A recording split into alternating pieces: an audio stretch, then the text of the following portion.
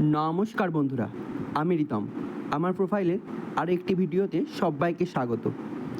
কাল চলে গিয়েছিলাম কলকাতা কিছু দরকারি কাজে, তার ভিডিও শেয়ার করলাম। প্রথমে মেদিনীপুর স্টেশন থেকে ট্রেন ধরে আমি যাচ্ছি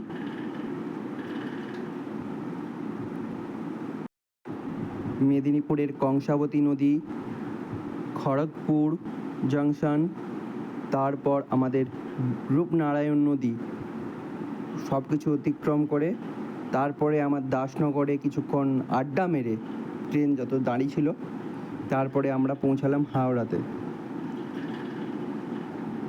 হাওড়াতে নামার পর মেট্রো ধরলাম, মেট্রোতে প্রবেশ করছি, মেট্রোতে ধরলাম। এবার গঙ্গার তলদেশে প্রবেশ করে গঙ্গার তলদেশ হয়ে আমরা পৌঁছালাম এবার ধর্মতলাতে। সবাইকে কলকাতাতে স্বাগত। এবার আমি একটু কাজে বেরিয়ে পড়লাম। কাজ শেষ করে এসে এবার আমি গেলাম ড্রেকার হেলেনের উদ্দেশ্যে কিছু খাবার খেতে।